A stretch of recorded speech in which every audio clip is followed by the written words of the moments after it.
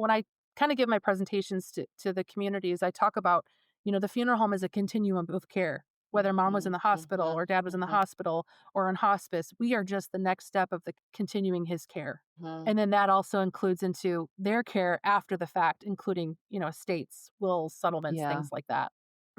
We all are gonna die. We all are gonna die. We all are gonna die. We all are gonna die. Why don't we help each other prepare for it? Without death, there could not be life. I'm talking about end of life conversations, conversations about the end of life. Death and dying, grief and loss, conversations about the end of life. Welcome, everybody. On today's episode, we are joined by Jamie Dravecky. Her journey in funeral services began when she was 19 years old. She's a graduate of the Worsham College of Mortuary Science and holds a bachelor's degree in business management. She's a senior account executive for Homesteaders. Homesteaders is an organization providing products and services to promote and support the funding of advanced funeral planning and end-of-life expenses. So it's important. We were just talking about this. Mhm. And it began all the way back in 1906 in Des Moines, Yeah. Iowa. I want to hear more about that.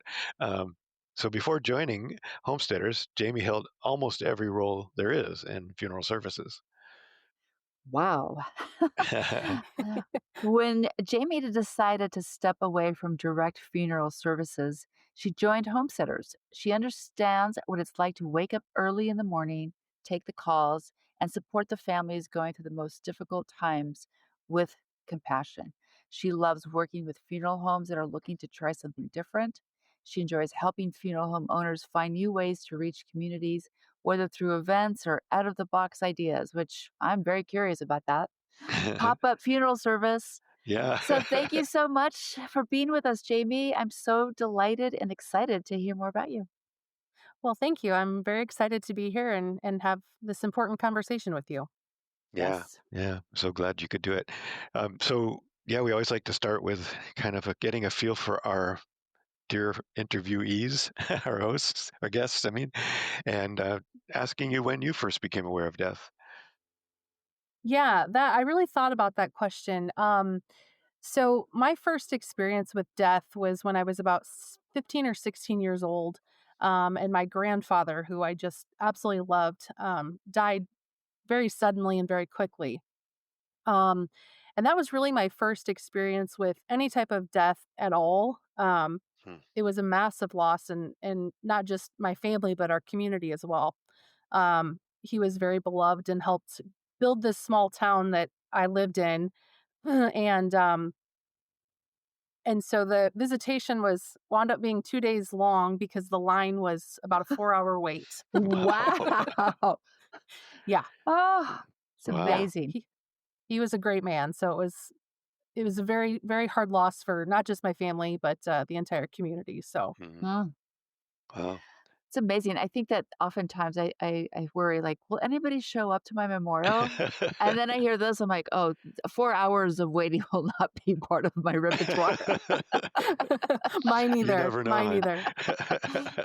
I mean, I guess, but I'm like, wow, That's amazing. that Yeah. is amazing. Is that in Iowa where you live now, or where that was happening? No, I that was, in Indiana. Okay. I grew up in Indiana, very rural area of Indiana, and then, I moved to Illinois to go to Worsham and then wound up staying in Illinois. Oh, okay. Gotcha. Excellent. Yeah. So that was your first impactful meeting with death. So throughout the course of your life, how has death impacted your story? Like where has it been? Yeah, it's kind of funny the path I took. I always like to ask other funeral professionals, like, "How did you get here?"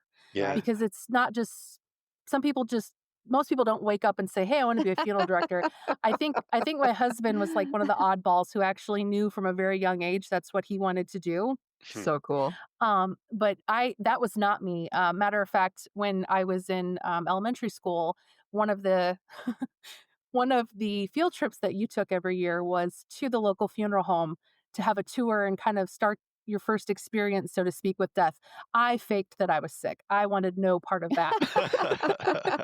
I thought, nope, no, thank you. Not going there. Um, yeah, no, not at all. So fast forward to my grandfather passing away. I wound up babysitting the local funeral home owner's children. I Mm. started learning a little bit more about death and funeral service that way. And it takes kind of a weird turn here. So, my grandmother actually had prearranged her funeral, and I had helped answer some questions for her, some things she wanted to do that were a little outside the box thinking. But if you knew my grandmother, that it They tracks. made sense. Um, yeah, it made perfect sense. She wanted a big party versus something sad and Mhm. um, depressing, so to speak. So she had actually prearranged her funeral, and the funeral director that I had watched his children, um, he actually took the pre-need funds and did not put them where they were supposed to go. Oh, no. And so I thought, there's got to be better people out here that Yeah. are good, kind people. And so that kind of led me on the Mm. path of exploring death a little bit more, even so. Hmm. Um, then I went to school and I thought I wanted to be a forensic pathologist. That just sounded like such a cool profession. I love the science and the whys and the data and all of that that goes along with forensic pathology. And so our forensic professor said, you really should go volunteer at a funeral home to make sure that you can handle being around someone who's deceased. And I thought, well, if I'm going to fight for medical school and have 20 years of education under my belt, I better make sure I can handle that part of things. Yeah. Yeah. So I got connected to a funeral home in the town over, and I said, hey, can I just come hang out for like a couple weeks? I just want to make sure I can handle all this. And I fell in love with it. And I Ah. Mm. realized I don't need to go to school for 20 years. I can do this, but on a different scale and Yeah. impact more families. And Wow. so that's how I wound up going to Worsham and landing Mm. where I landed. Yeah. That is a beautiful story. I love Yeah, it. that's wonderful. I love that. Mhm. It's so great. It's So, definitely got some twists and turns. yeah, right, exactly. Come on, where What I is do it? like about those twists and turns is that it really kind of fostered you actually knowing that this is a choice that you made Yeah, rather than, like, maybe, maybe, maybe. But no, it's like, here you are. You're just every step of the way, it's almost like you're calling, right? yeah, yeah. It's Yes. beautiful. Yes. Yes. So, tell us more about what you're doing now with the homesteaders and about homesteaders in general, and kind of what your current role is there. And really, I just, like, in general, finding out that it started in Hmm. 1906 was the first thing I went, "What?" That's pretty Yeah. cool. That's pretty cool. Yeah, it's kinda crazy to think that you work for a company that's over 100 years old, right? Especially when it Yeah, comes to funeral service. yeah, right. And not being a funeral home. So, Hmm. yeah, so I'm an senior account executive with Homesteaders Life Company, and basically what my job is I go out and speak to funeral homes and just kinda help them develop a really good business plan to be able to educate the community on the importance of pre-planning. I am a huge advocate for Hmm. pre-planning before I took this role. Um, Ever since my experience with my grandmother is really kind Right. of what sparked my intrigue in realizing how important it was because she even had little pieces of things hidden from us uh, to make sure that it was really all about her. And and I loved that. So I've been a big advocate of pre-planning for Mm. a long time, and I work for one of the best companies to do that with. Like you said, they've been in business for ever, since 1906. I think it was a group of farmers that got together in Iowa that started this, which is just Mm. a little bit mind blowing. But That's great. fe- pre-planning kind of took off in the 80s and 90s, and now it's a much bigger factor in most businesses today. Mhm. Um, but it's great to be able to help educate communities. That's really how I look at things is Hmm. people don't know what they don't know what they don't know, and they don't know about pre-planning or funeral planning in general until Mhm. they experience a loss. Yeah, Mhm. And by then it's too late because then Mhm. they don't really have a chance to focus on the grief. Mhm. They have to think about all the steps that go along with planning the funeral. Yep. yeah.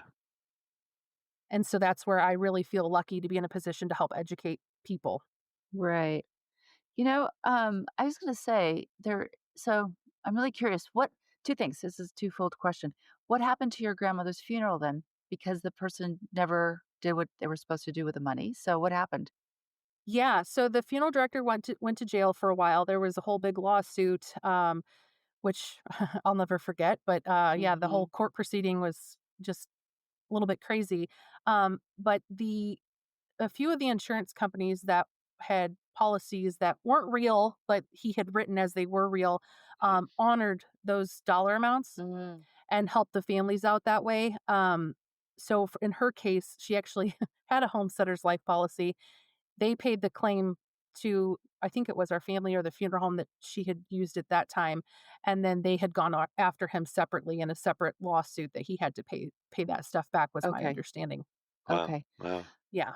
So, and the reason I bring this up is last year when we were at a funeral conference, and I remember there was a woman who talked about how she mistrusts like subscription plans, especially for our POC communities where they're like targeting poor people, and then they really don't actually show up. So, tell me more about how we can help, like prepare people. How can they know the right information so they don't get taken advantage of? I love that question so much. So in Illinois, because I totally agree with you, especially when it comes to people of color, there's mistrust and it's understood. And so some different communities are targeted a little bit harder than others, which just, breaks my heart. But Yes. there are ways to kind of help combat that. One, go into a funeral home and ask questions. Um, One of the most important things I think is you have to feel comfortable with the people that you're meeting with. And if Mhm, you're not, that is not your funeral home, period. mhm, Mhm. Mhm. mhm, 2, ask them, what are the legal requirements for the state as far as pre-planning goes? huh, So in the state of Illinois, we actually have a consumer protection fund. So if God forbid somebody did do what happened to my grandmother, we could have actually filed a claim with the state to mhm, still get that money back. Wow. mhm, I mhm, know not every state has that, but I would ask that question if I was a family. I would say, "Hey, what are the legal requirements? What mhm, happens if I move? What happens if I die mhm, and my family doesn't realize I have this policy?" mhm, Ask mhm. them those questions. Make sure Beautiful. that they're working with a reputable company. Mhm, There are a lot of really good companies that handle prearranged funerals. mhm, But as always, there's some bad eggs out there. So just making sure, find out who they're using, do your homework on that company, find out how long have they been in business, mhm, what are their methods, ask the questions about the state requirements. mhm. Like I said, in Illinois, there's a lot that go along with, they have to report financials and everything that goes along with pre-need to make sure that the families are protected. That's really, really important. It Yeah. is, and it happens to so many people in so many different arenas, right? Like, we could pre-plan Mhm. as like, with good faith, and you brought one up, like, the family doesn't actually know that there's something Yeah. there available. That's a big risk, right? Yeah. Or, and, Wakil and I were just talking about, hospice care and planning for that and asking questions. And when you're in that moment of grief, and people seem to kind of like, push you aside, be like, yeah, I don't know, I don't know. You really don't have the energy to like actually step away from the process of grieving your loved one and go out and do the yucky labor of finding the money and finding the people who need to help you, right? So Yeah. it's Yeah. tricky. Yeah.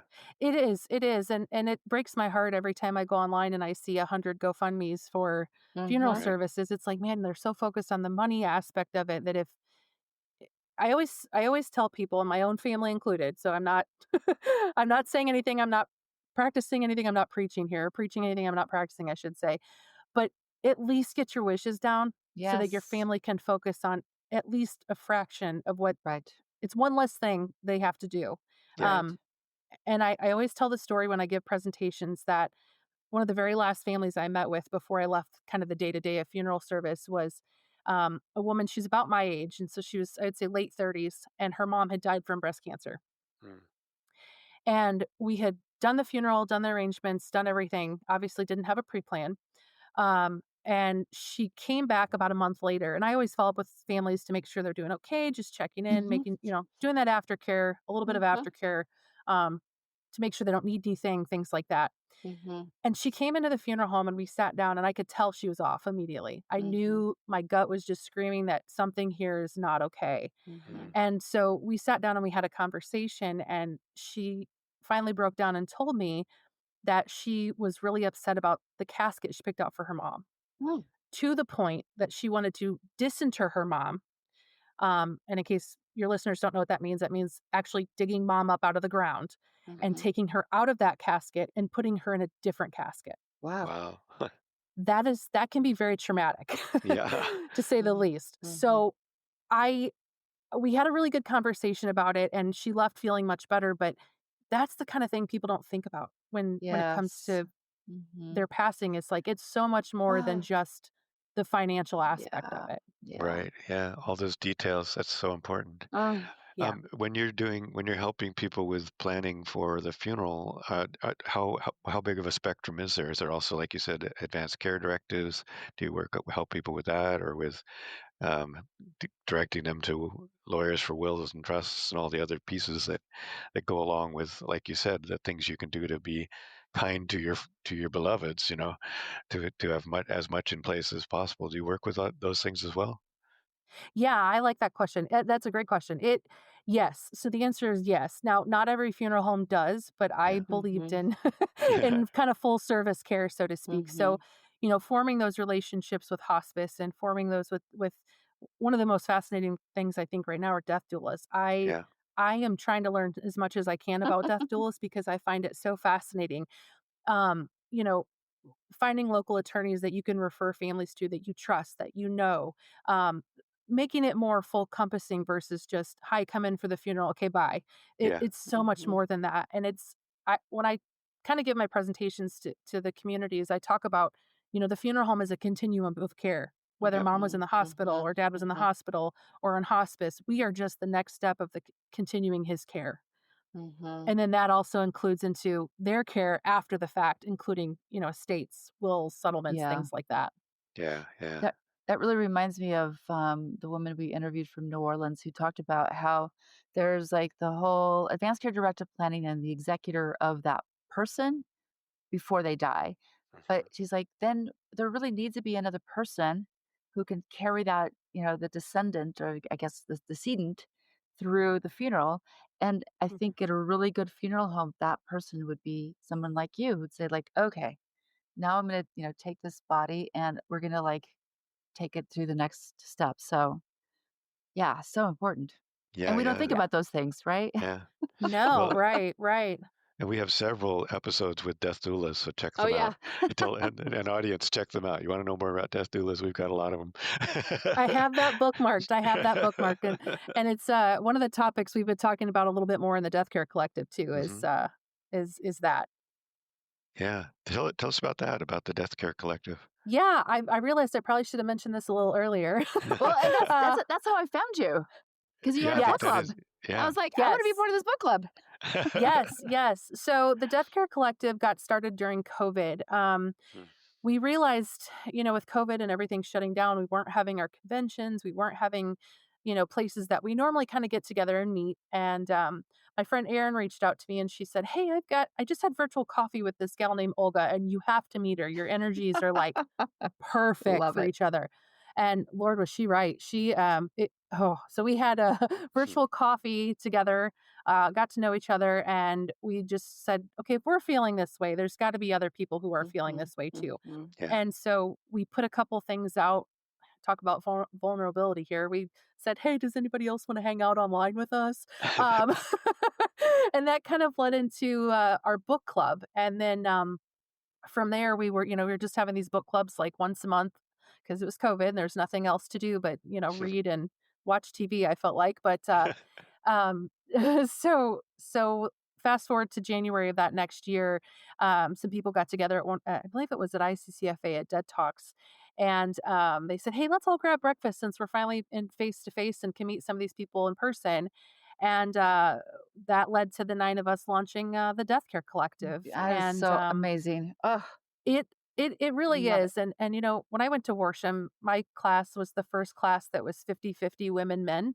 Hmm. Mhm, And so to see that advance to now, I think the national average was 72% women graduating Yeah. mhm, mortuary schools. mhm, Yeah. mhm, And there's just not a lot of support for women in this profession. Now, I will say there's been a lot of groups that have popped up, which is awesome, mhm. because I feel like people are finally realizing there's a need to help nurture women into either ownership or mentorship or just being there to Mhm. support each other in different avenues. So Mhm. Great. it's been a beautiful thing to watch. We've got virtual events, usually once a quarter. We have our book clubs, which we just had the author on, which was so cool. I Um, gotta get in on this. yeah, yeah, yeah. It's definitely worth checking out. We have a lot of men that support us too, which I think is fantastic. And we've even had men reach out to say, "Hey, how do we help? We were trying to help our coworker. We don't know what to do. Can you help us?" And so, Sweet. there's been times where we've even Mhm. had some of that conversation as well, Mhm. just to make sure that women are seen and heard and felt in funeral service Mhm. because we're Mhm. That's important. so important. Yeah. And I'm glad you mentioned that last part because I was thinking, okay, how do I help? Yeah. How do I use my place of privilege, you know? Um, Yeah. Well, it also occurred to me that something else Ana Luis and I were just talking about might be something that the Death Collective could talk about was the support for people who don't have means um, for their end of life costs and end of life stuff, or don't have people they can count on for their agency or for their healthcare agent or their fiduciary mhm. agent. We've been talking about that a while because both Mhm. of us teach classes, and we almost every Mhm. class somebody says, "I don't have anybody can do that for me, Mhm. and I don't have any money to hire anybody to Mhm. do that for me." Mhm. And I think it'd be a Yeah. wonderful thing to create some kind of way of supporting people like that. So Yeah, anyway, definitely. cool. Well, that's Yeah, great. Thanks for sharing that. I was also gonna say I really appreciate, the Death Care Collective to support women Hmm. in this funeral industry, just like, the women we met through, the death doulas in California who meet weekly, I think, or monthly to, like, Yeah. support each other through, "This is what we do." Sometimes it's heavier than other times, and at least I bear witness to your services because Hmm. it is not always an easy lift, right? And we're here to Sure. support you. So I really appreciate that. That's kind of this very organic formation of support for women, which I love, but Yeah. that men can also form their own places, and then maybe there's Yeah. a third where like it's like we are all equals in this place and can work. But I do hear that happening in the death care industry, the death, all of us death focused folks are talking to each other and talking about these things that are really important that most other people do not want to come and talk to us about. Yeah. Yes. Yes, Yeah. that's exactly it. That is exactly it. They're like, "Ooh, ooh, no." Yeah. Yeah. Yeah. The stigmas around just the word of death, it just blows my mind. Yes, I Yeah. know. I Yeah. know. But Yeah. I Because think we, it's you I know, think we kind of self-select here for all the people that are willing to talk about it. So, Mhm. yes, right, right. And I think one of the most beautiful things about the Death Care Collective is I've watched it grow into I think we have over 3,000 followers now on LinkedIn, which is wow. just Mhm. blows my mind in an awesome way. It's Mhm. been very humbling in all the right ways. Mhm. But seeing all the different people in the different community inside of Mhm. it. So Mhm. knowing that we have, in certain cultures and ethnicities and backgrounds, people it's so taboo to talk about death, and if Yeah. you talk about it, it's going to happen. So to Mhm. Right. see some of those people from those communities be a part Mhm. of the Death Care Collective, it just makes me excited and kind of Mhm. energizes me because they're having conversations in their community, which I Mhm. think are just could be huge, Yes. huge for Yeah. those communities. Invaluable, right? Yeah, That's so absolutely. great. Yeah. Yeah. Well, and I Wonderful. also think it's a practice too. I mean, I've been death mongering for like 13 years now. And, my kids are like, "Oh my God, mom, like we'll never get invited to a party because of you, because you just are so casual about talking about death and dying." Mhm. And what I realize now is like I'm so comfortable in this. And, my kids' swim meet dinner last spring, I didn't have anybody to talk to. And it was just this older gentleman and myself sitting there. And we talked about the podcast. And then he's like, "I'm very nervous talking about this with anybody, but I want to talk about it, but I'm afraid." And Mhm. I was like, "What is practice with me? What would you say?" And I was like, "It's just about like really letting go of that structure that makes you feel like it's going to make you feel embarrassed or shamed or scared or put somebody off." So I love that we practice it Yeah. constantly. Yeah. Yes, yes. And I love I kinda joke that we get invited to all the parties because 'cause I'm the favorite party trick, me or my husband, because everybody has, like, the most random question to ask about, like, whatever part of funeral service, and I'm like Yeah. so I kinda joke that we're the party trick, but you just said something that actually triggered a thought in my brain too. Um, one of the things that people don't think about when it comes to prearranging that I always try to point out is that you are going to face your own mortality in Yes. this. Yes. And it's uncomfortable. It is Yeah. so uncomfortable, and if you go home and tell Mhm. your kids, "Hey, I just made these prearrangements yesterday," they're gonna say, "Oh my gosh, you're sick and dying." No, that's Mhm. not what that Mhm. means. So I Mhm. like to pr I like do like to tell people that, like, "Hey, be prepared. These are the two things Mhm. you might have happen to you that you're probably not going to expect." Yeah, Mhm. yeah, yeah, very Ugh, true. that is so true. Yeah. Well said, well said. That's important. Yeah, I mean, we all because we are the death positive people in our communities, we tend to have those conversations and All the that's time, ad yeah. nauseum. Yeah. Yes. Yes. Which is great. I mean, it's good that there's somebody they can talk to about it and that we can that's really good advice to recognize that yeah, there are going to be people who are uncomfortable with this. So, Mhm. um, Yes, absolutely, and it's funny too because, you could be sitting on a plane and talk to someone, but I'd rather them ask me than go to Google and get wrong information because Right. there is a lot of that out there where somebody might hear something and think that that's the truth everywhere. It's like, well, Mhm. no. Right, It's right. that's true there, but not here, or, it's could be regional or cultural as well. Yeah. yeah, exactly. Oh, there's so much work to do. I sitting here thinking about this, I'm like, I I wanna still be talking about this to strangers, right? Because it does open up conversations, and hopefully it'll make somebody feel more at ease to talk about it with loved Yeah, ones, you know? yeah, Yeah. yeah. All right, where are we at? What You're are your having biggest fun. challenges in this work? Oh gosh. It's funny, you'd think that the biggest challenge would be getting people to understand preneed, and that's definitely one of them, but I'm always surprised at how many funeral homes are also just how do I say this the right way? They it's not that they're not open to preneed, but they don't see it as a value add, Mhm. Mhm, and that kinda breaks my soul a little bit, because I do think it's so important to educate, mhm, Yeah. mhm. because families typically only do this once or twice in their entire life. Right, So we have the right. opportunity to make or break that experience. And for me, that's my biggest challenge probably is getting them to realize like, hey, you've only got once or twice to make this right, and if you get it wrong the first time, they're not coming back. Mhm. Mhm, So Wow. how do we fix that? How do we make it so families will actually want to walk through your door, want to pick up the phone and call you to mhm, ask you the questions? How can you be mhm, the resource to that? So I think that's a big challenge is getting people to talk about death, one, and two, understand the importance of not just pre-planning but having those educational conversations. mhm. Mhm, mhm. For the funeral homes specifically, that's really interesting. Yeah. Yeah, it is interesting. Yeah. Did and we had Seth who actually he lost a loved one and realized how wrong it felt that he went out and became a funeral director because he's like, "I could do better than this." Yeah, Right? exactly. Yeah. It Yeah. it is funny how many people go into funeral service for that exact reason. Mhm. That Interesting. Yeah. exact reason is they've had a bad experience and they say, "Mm-mm, nope." Mm, that Yeah. didn't work. Yeah. Yeah, Yeah. yeah. Well, does anything frighten you about the end of life? Not really. I think it's just the unknown of what happens next, right? Like, once we Yeah. die, then what? But Yeah. no, I don't think so. I know exactly what I want in my funeral plan and my funeral service. It's gonna be a big old party, so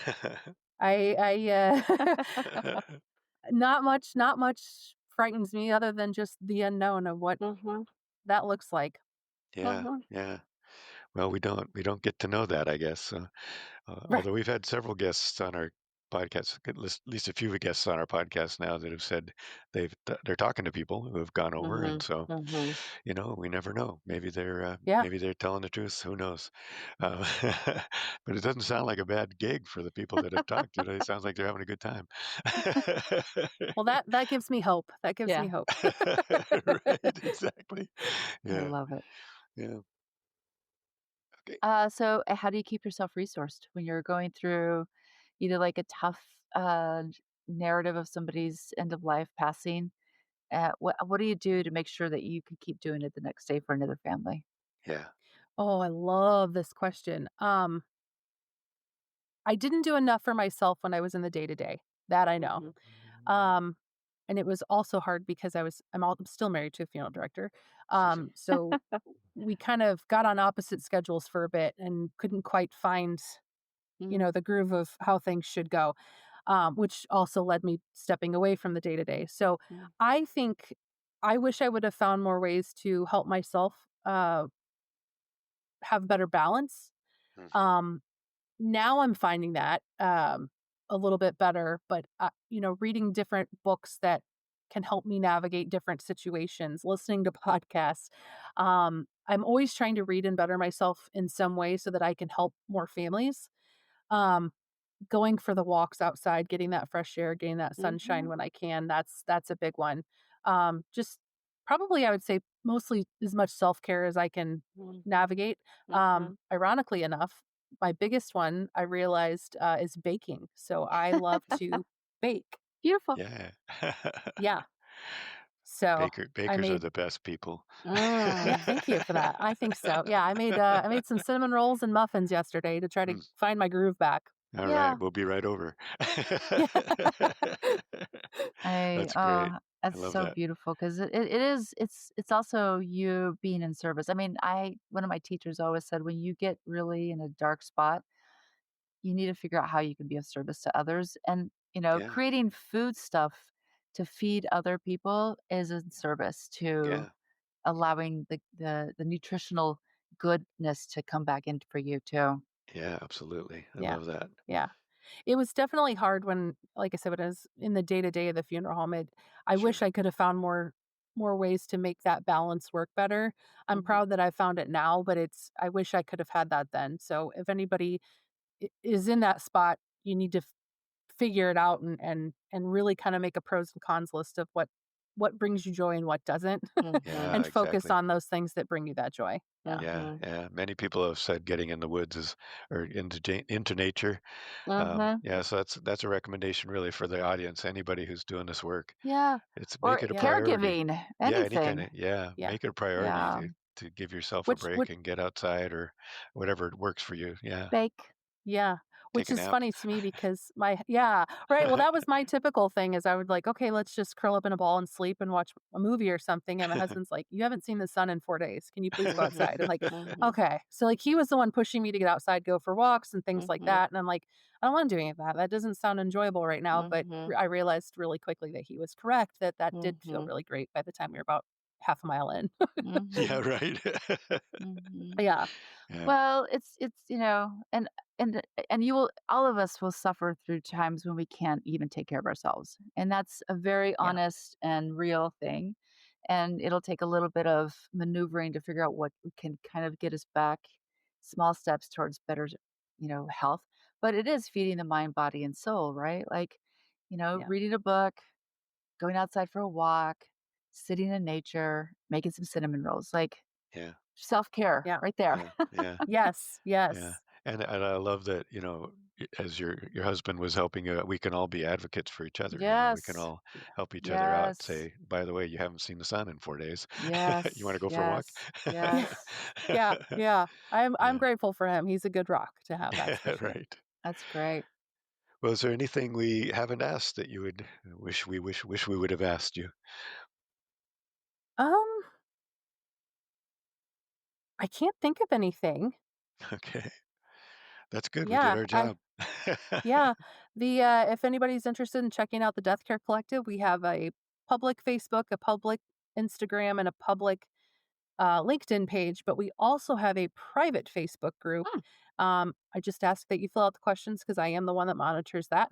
Okay. But Right. it's where some really good conversations happen. That's the area where we only allow women and non-binary folks in, to really have those conversations that are personal, private, that they may not want shared with outside of our group. And we kind of joke that the Vegas rules apply there. So Yeah. we also have a website which we need to update because some people have changed jobs since Mhm. since we've launched. But yeah, so feel free to check any of that stuff out because Oh, we're Yeah, I'm really yeah. proud of it. I'm so Yeah, And excited. how can men support you? Tell me more about that real quick.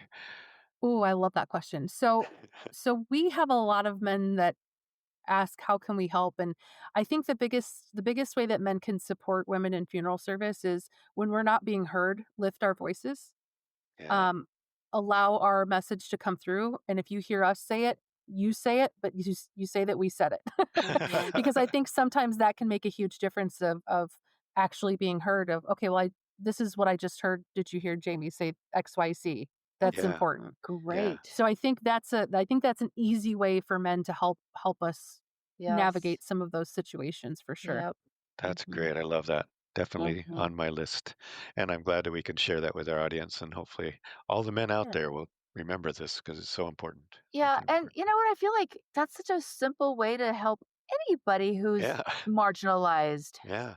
right? Yes. Exactly. Yeah. Like Lift our it Yes. could voice. be a POC and a disabled, or LGBTQI and a white person. Like it doesn't matter. But if we just, Yeah. the person who's trying to say something that would really help the rest of the community, just continue to like lift up those voices Yeah, as we move absolutely. Yes. along. Yeah. Good Yes. lessons. Good Agreed. lessons for The all of us. caregiver who is stuck and sad in a caregiving situation, let's get them also their Yeah, that's voices right. heard so that they can find more help. Yeah, Yeah. absolutely. I Yes. love that. Absolutely. Well, you sent us a poem, I think. Let me see if I can A find it. quote. A A quote. Yeah. You quote, want my to, do you favorite want to, quote. Yeah, you I want to, love it. I've been staring at it. I'm like, oh, that's a beautiful quote. You It want I've to share that with us? I let me pull it up just to make sure that I say it correctly because I tend to get it backwards. I have not failed. I've just found 10,000 ways that it won't work.